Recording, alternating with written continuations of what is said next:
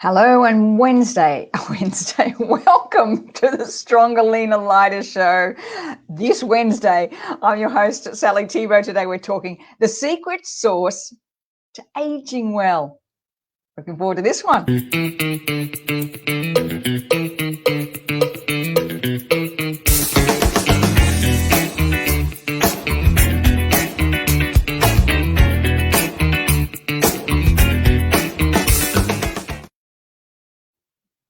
Well, that was a good start.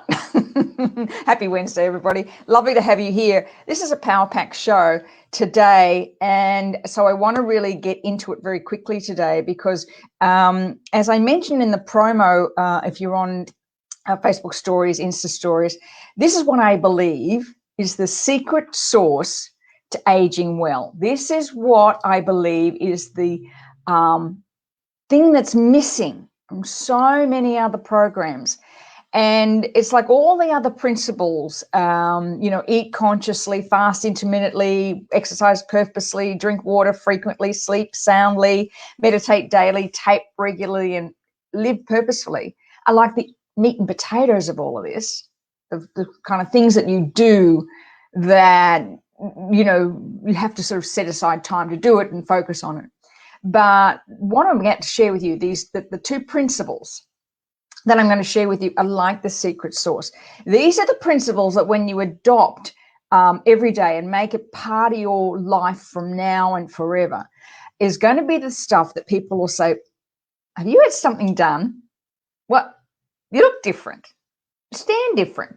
What have you done? It's the secret sauce. And that's what I'm going to be sharing with you today. But first, a big shout out to NAS Cosmetics and Jen Hines from NAS Cosmetics. Now, Jen's has a webinar on tonight, I think it's tonight. So hop on her website or check out her Facebook page or Instagram page.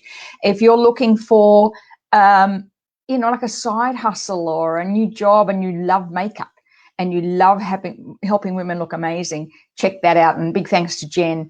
I love NAS Cosmetics. They're just phenomenal. And for as we age, the perfect makeup for us to be wearing that don't settle into those little wrinkles. Why not top of them? So good. All right. Principle number 9. I'm being very mindful of time today, making sure we're only 20 minutes long. Principle number 9 is forgive easily. Now, this is a practice that I implemented a number of years ago, and I'll share with you the practice that I implemented in a minute. But can I tell you, this has made a huge difference to my life. And I want to share this quote with you from author Anne Lamont. She says, forgiveness is giving up all hope of having had a different past. Sometimes we can hang on to the past, wishing, hoping, intending, pining for that it had been different. And it's not. And the more and efficiently and the more passionately and determined you are to move on from any of the things in the past that are still holding you back there, the more that you can create a brand new normal for yourself. Because practicing forgiveness releases the heaviness of carrying grudges or feeling victimized. And that, a lot of that is we carry these resentment, these grudges, anger, resentment inside of us, pretending that they're not still there. And all that does is create a heaviness. A heaviness causes you sometimes to act in ways that you can't move forward. And the simple practice of forgiveness has been linked to feelings of greater self-empowerment, general feelings of confidence and well-being, because you become in control of how you feel. You dictate how you are going to feel from here on in. And the simple practice of choosing to forgive, you've got to remember, is never about the other person.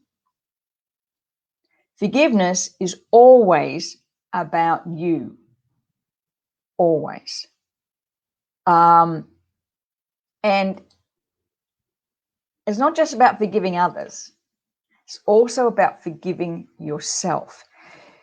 Do you know, for many of us, when we come to this space of wanting to be stronger, leaner, and lighter, one of the things that's really empowering, and we've just reached week 4 in the current Stronger, Leaner, Lighter online program, is looking at places where you can't forgive yourself for choices you've made in the past, whether that be about your body or whether that just be choices that you've made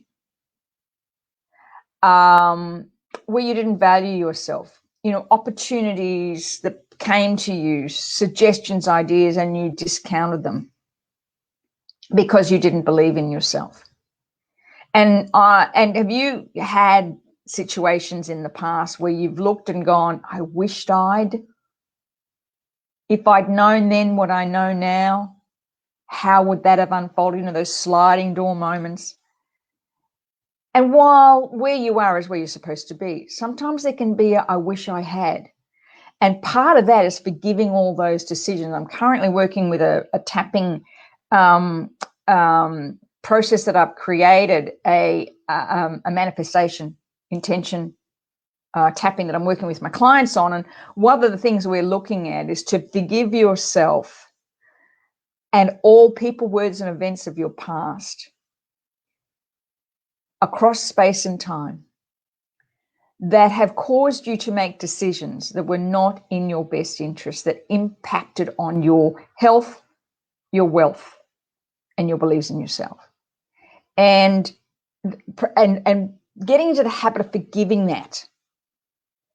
You know, you may be the same as me or not. You look back and think, gee, that was an incredible opportunity I let go of because I didn't believe in myself, or I didn't have a mentor, or, you know, there was that time that I thought, or was that time I had a thought to call somebody and I didn't, and then somebody else did and they got the job or the opportunity or the breakthrough. And especially when it comes to our bodies, you know, what's the words you've used to describe your body in the past? I don't like my hips. I don't like my thighs. I'll always be fat. I'll just look like this. What's the point? It's like forgiving all of that. Going in and looking at all the times where you have judged yourself harshly. Thoughts, words, intentions, actions. That's so much a part of this process. Hey, Louise. Yeah, notice as a lesson is just part of the journey. Yeah, exactly. And then forgiving that. Do you know, forgiving that? Because I've you know, when I was working in the field of autism and I went through this process for myself, I recognized that I had been carrying a lot of resentment. Life didn't work out the way it should have. I was all, for all intents and purposes, you know, this, you know, get on with it. And I mean, I actually really despise the word is as it is. That phrase really grates on me. But people would say that to me. And there was a part of me that would go, oh, okay, well, it's just the way I've been given it. And that's, God only gives you things that you can handle and all that rubbish. But there was a part of me that was resentful. And I had to honor that. Because by honoring that and forgiving that and moving on from that allowed me to be free of the weight of the resentment. So forgiving yourself, and that's where the wonderful practice of Ho'oponopono and EFT blend perfectly together. And if you haven't experienced Ho'oponopono before, let me know, heart, love, or let me know in the comment. If you practice Ho'oponopono on a regular basis, it's just such a most incredibly powerful way of forgiving yourself and all others. And I like to use the words, I choose to forgive myself and all people, words, and events of my past across space and time for where I am right now, or the thoughts that held me back, or the actions I took. And I tap on it. Now, Ho'oponopono uses 4 phrases. I love you. I'm sorry. Please forgive me. Thank you. In other words, you're owning it. There's a part of you that allowed that person in to your life. There was a part of you that put up with it. There was a part of you, maybe a little bit, is also like that person. And so forgiving all of that is so incredibly powerful. And using EFT with that is so wonderful, because it's like you are actually anchoring in this process of forgiveness. I love you. I'm sorry. Please forgive me. Thank you. And I'm going to tell you, there's something that's been going on this last week, and I've tapping on this 25,000 times a day in the shower is a great one to use. Absolutely. Yeah, Louise, if you can't forgive, then you can't let go. Your mounting layers of resentment weighs you down. Beautifully said. Absolutely. And that weight, you actually feel physically in your body. So part of the principles of the Stronger, Leaner, Lighter program is all those other 8, but this one is where you release it. And this is where you'll have people say, as I said before, they'll say, what have you been doing? What have you had work done? You seem taller, because you're lifting off the resentment.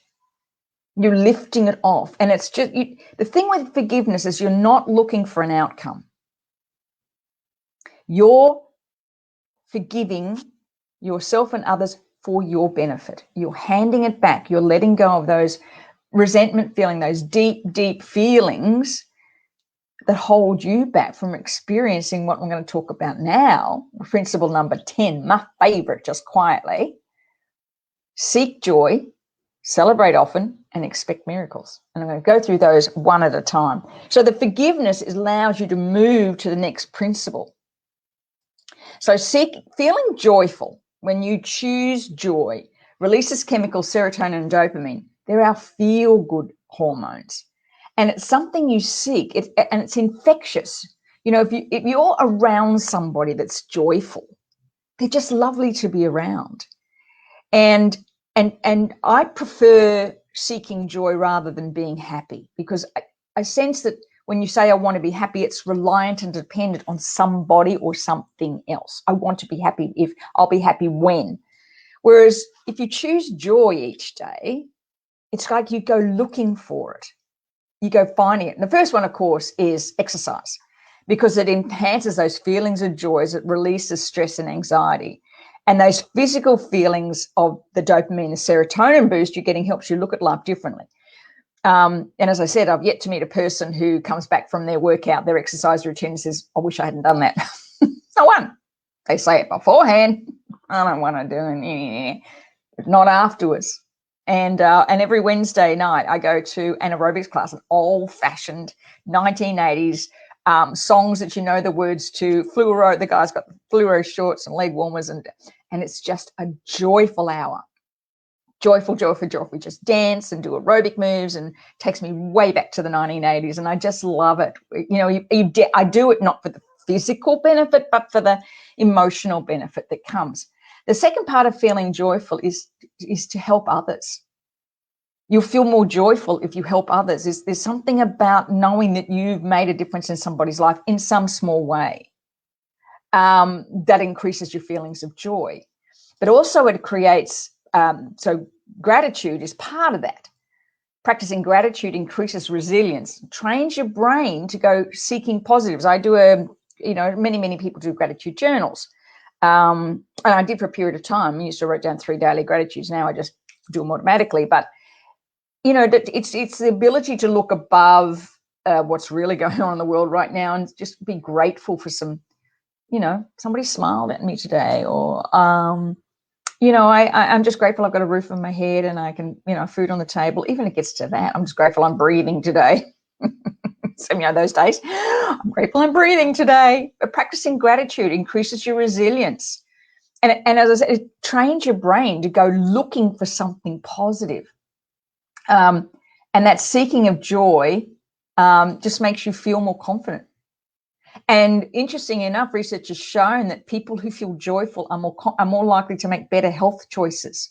If you're feeling joyful, you're more likely, well, you know what? I want something really good today. I want to feel really good today. It just elevates that. And the second part of this is to celebrate often. So this great quote, the art of celebrating changes your physiology and strengthens your psychology. And Dan Penner talks about that. And what I find for many of us is that we set these goals, big intentions, and what we do is we don't celebrate the journey along the way because we're looking all the time for the big one. Oh, the fact that, you might be wanting to, take on, 4 more new clients in 1 week, and you maybe only got one. Oh, I didn't get the 4 I wanted, but you got one. So that's celebrating, because when you do that and you learn to celebrate more, dopamine is released in our brain and it anticipates achieving something, or we achieve it. So when you celebrate small successes, create the success mindset. The more you celebrate, the more motivated you are to want to experience. Your brain goes looking for it, right? Because it loves that serotonin dopamine hit. That's why so many people put on weight over COVID, because we were looking for the serotonin boost, right? Everybody baked bread or ate cakes or whatever because we were looking for the serotonin boost. But you can manufacture that without that impacting on your waistline by celebrating the small successes. Maybe you want to fast regularly and you just got 1 day in fasting, the rest you couldn't do. Celebrate the fact that you got that one fast in. Celebrate the fact that you got that one walk in. And the more you get into that success mindset, instead of judging yourself, the more you'll go seeking it. I'm just going to have a quick look at the comments. Hello, Louise. Cultivating happiness, daily practice. It is a daily practice right now because everything's so freaking negative. You have to, because it just, and it's like anything, you work a muscle and it gets better and stronger. It's joy that I'm embodying. Beautiful. Absolutely. Yep. And as I said, Louise, I prefer seeking joy rather than trying to be happy, because it's something I can do in the moment. That lovely cup of herb tea. Oh, that makes me feel really good. I love my protein smoothie and put a little bit of cacao in it, and I love it. It tastes like chocolate milkshake, and I feel really good when I have it. You're seeking joy in those little ones. And the final one, as we're coming to the end of our show today, expect miracles. Now, a number of years ago, I took part in a 30-day miracle experiment. Denise Duffield-Thomas talks about money miracles. I just chose it I started off making it money miracles, and then I just moved on, where I continue to look for miracles. So what are miracles? Well, if you train your brain to expect miracles, you'll find them. And the more you expect them, the more they show up. And I want to share a little story about that. While I was in this process of this 30-day miracle, it was the money miracles. That's why both these stories are about money, but money miracles. There was this one day I went for a walk, my normal walk, it was in the summer. And as I was coming back, I looked at my phone. It was 5:55. And as I literally took probably 3 steps, maybe 5 steps forward, looked down, and there was a $5 note on the ground at 5:55 in the morning, and there was nobody around. I thought, isn't that interesting? So I wrote that. I am so grateful for experiencing this miracle again. And I used to write down things like, I saw a white feather, or I'd think of somebody and they'd phone me. What a miracle. But this one day in particular was really interesting. I was walking, going to the beach, and it was about 4:45 in the morning, here in the Gold Coast, and the sun comes up 4:20 in the summer. And I was walking to the beach, and for some reason I started thinking about a story about when I was in my teens, and back in the days we had phone boxes, no phone. I was at my girlfriend's house, and we were out, I don't know what we'd gone and done, and we all decided to go ice skating. So I phoned my mum to say, can I go ice skating? I must have been 15 maybe, to ask her permission to go. And she said, no, you don't have enough money. I go, Mum, please, can I borrow $20? No, you're not going to. Anyway, hung up, stepped outside the phone box, opened the phone box, and there was a $20 note on the ground. Now, I don't know to this day if my friends had dropped it, because my friend was quite wealthy. I don't know to this day, but I always thought that was, because I phoned my mum back and told her I found the $20, and she didn't believe me. Rightly so. I wouldn't believe my child either. But anyway, I was thinking, I don't know why I was thinking about this story when I was walking, maybe because Denise was encouraged us to go back and look at money miracles in our life. And as I was walking up to the beach, you kind of go up a little bit of hill, the surf club sits here, and there's a path that runs as you go to the beach. And as I'm walking up, you wouldn't believe it, there was a $20 bill on the ground on the path.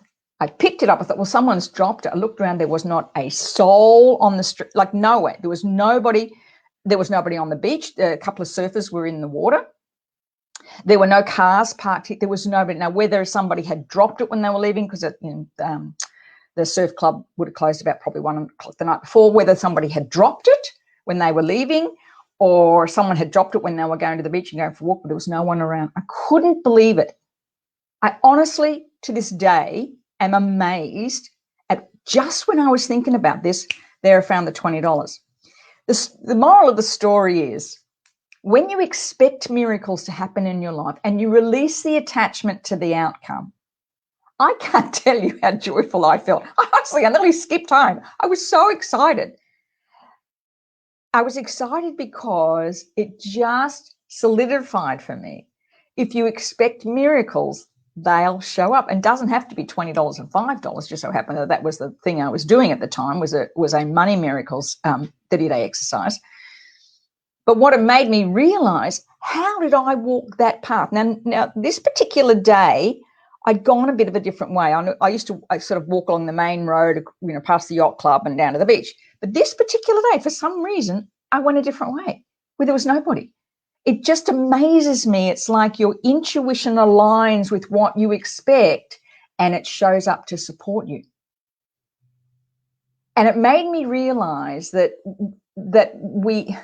our energy extends outwards.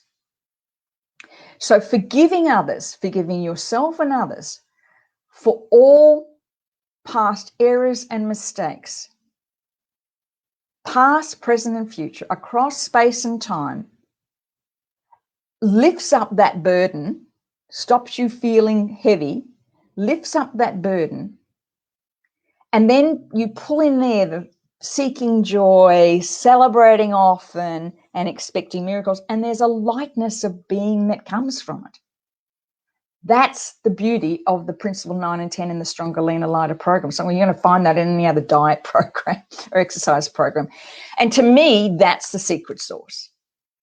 That's the secret sauce. If you align and connect with the energy that exists and understand that you are not in charge of this. How many times have things happened in a different way than you thought it was going to happen, and it turned out way much better? And the thing is, if we get stuck in the heaviness of thinking we're in charge, feeling resentful, feeling upset, nothing ever works for me, telling yourself and judging yourself, you can't see the miracles. And that's what I've designed the Stronger, Leaner, Lighter program. It was designed to tick all those boxes based on principles, not strategies. So the next round of the Stronger, Leaner, Lighter program begins 4th of July. We start on a Sunday because you get all the information on a Sunday to then prepare for the week, and we have a call in that week. If you are interested in finding out more, please hop on the priority booking page. I'm going to be sending out emails to everybody at the end of this week. We're going to start in July because you know what? We're going to make winter the best possible. We're going to make it no matter what's going on, wherever you live at the moment. If you're in New South Wales, it's going to happen here in Queensland because that's what's going to happen in the wintertime. But what we want is, no matter what happens out there, it has no relevance to us, our manifestation abilities, our wellness, and our sense of who we are, confidence. So click on the link there. I'm going to put it in the comments too. And I'd love you to be a part of it. And that's what we talk about in the Stronger, Leaner, Lighter program. It is, if you want to be on that priority list, for when we launch, let me know, because we only allow a few nice people in. Only a few nice people in. All right. Thank you, everybody. It's been a wonderful show. Thank you for being on. Thank you, Louise, for your lovely comments. Always value you being on the show and your wisdom as well. Have a wonderful Wednesday, everybody. Stay warm, stay well, and remember, what's going on out there has no relevance to what you intend in your life. Have a good day, everybody.